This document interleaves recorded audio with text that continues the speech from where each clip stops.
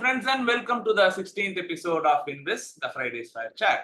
The last couple of episodes, we were discussing about the savings and investments, and we said in the last episode, one of the main purpose of investment is to keep money aside for any contingency situation and also for our future expenses.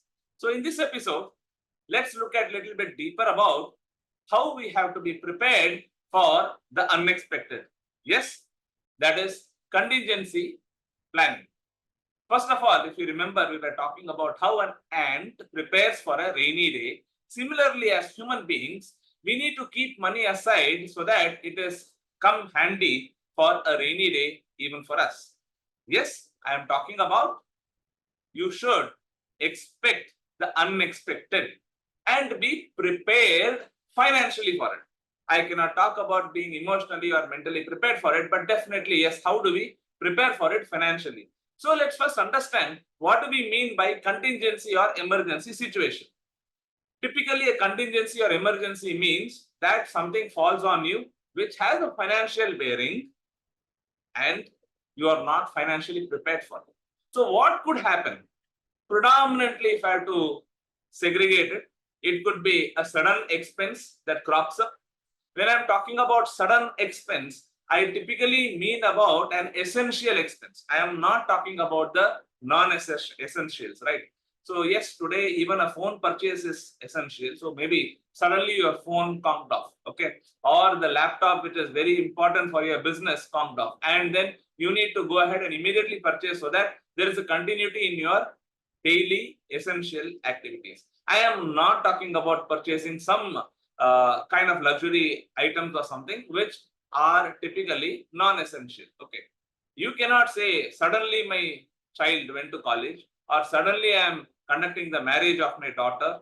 So these are not typically emergency or contingency. Suddenly I got up one fine day and thought, let me construct the house in the empty plot. No, these are activities in your life or events in your life for which you definitely need to be prepared much in advance. Okay, so how probably you can prepare for this unexpected is what we are talking about in contingency requirements. So ideally, if you look at, there could be a situation wherein my income has got disrupted. When I'm saying disrupted, two things could happen. One, I could have lost a job. The loss of job could be because of health reasons also, or it could be because of the economic conditions in the country.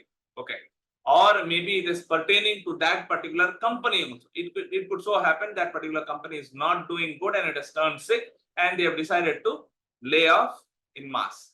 So there is a situation wherein it has created a loss of income for me.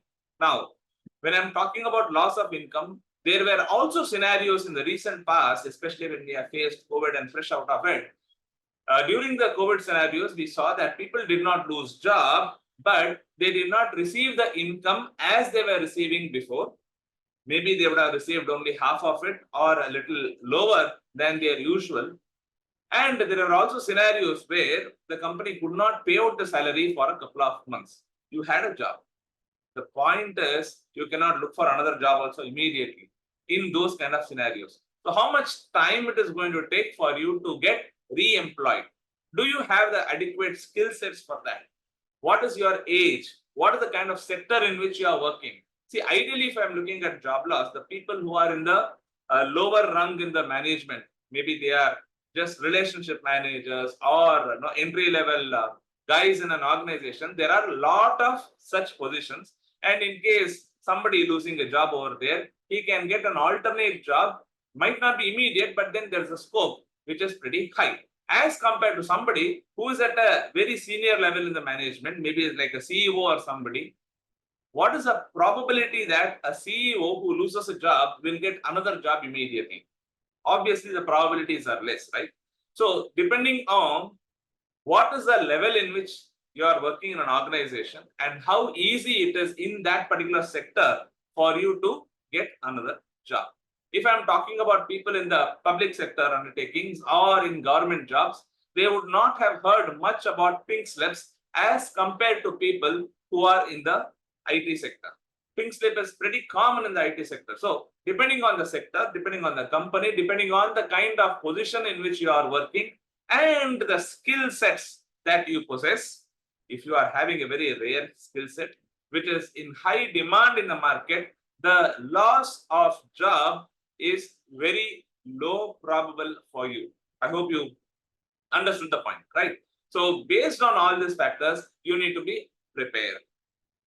Second, when it comes to the situation of health, because of ill health, there is also a probability that I might not be able to attend the office or be gainfully employed for a couple of weeks or months. During this period, I need to take care of my expenses, right? So how am I going to take care of that? I need to be financially prepared for that. Most often people say that yes, there is a health insurance in place. My company has taken a mediclaim insurance for all of us. We are covered under the group mediclaim policy, and the hospital expenses will be footed by the company or the insurance policy that I have. But what would happen to your routine household expenses?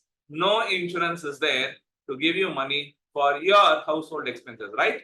So you need to be prepared for that. Even in medical expenses, depending on the kind of policy that you have, not everything would be covered. Meaning, there could be a cap on the room rent depending on the policy that you have. There could be a cap on the consumables, or depending on the procedures that you have undergone also, there could be a cap on the percentage that they would pay or reimbursement could be done under the medical insurance policy. So you need to have a cushion for all these kind of expenses. And nobody who has given a loan to you, especially in the organized markets like banks or home finance companies, will waive off your EMI just because I am admitted in the hospital. During the COVID years, there was a moratorium period that was offered, but many people did not really understand how a moratorium works, in the sense that they thought moratorium means their loan will not grow or the interest will not be charged on non-payment of the EMIs.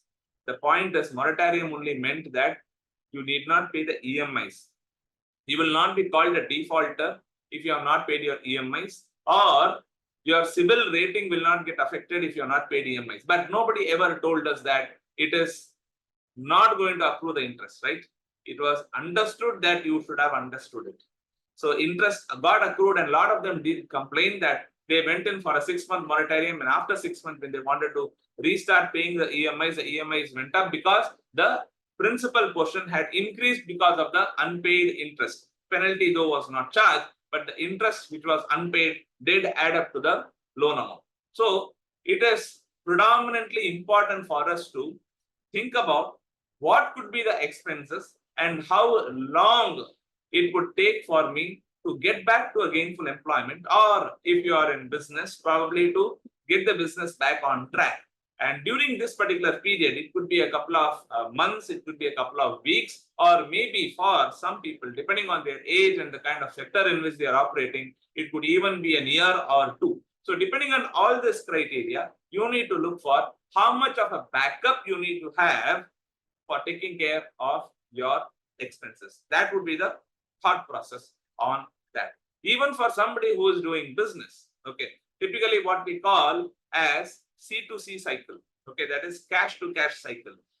What do you mean by cash to cash cycle is, let's say I have got cash, I use this to purchase raw materials, I put it under production, and post production the finished goods are ready. Probably till the time it is being sold, it is in inventory, but once it is sold, I need to also receive the cash depending on the credit period in case you are giving any. So from the time I hold the cash and put it to production and sales and receive the cash back, how much time it takes. And during this point in time, there could be other expenses involved. So the time taken for the cash to cash cycle is number one. Number two, during this period, you need to also have working capital requirements to take care of your fixed expenses at office. It could be the office rent or the salary or the other utilities that you will probably require. So what are these kind of expenses, the fixed cost in your business? And depending on that, if there is no sale happening or no revenue that you are clocking and you have not received the cash back yet, do you have sufficient amount of a financial backup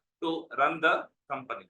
So in case you have taken any debt, you also need to service the debt. So all these things are typically what we will call as a financial backup or the reserves that you need to have when you are doing business. So on this basis, my dear friends, it is very, very critically important that you plan for a contingency situation so that despite a disruption in the income, your normal lifestyle is still maintained.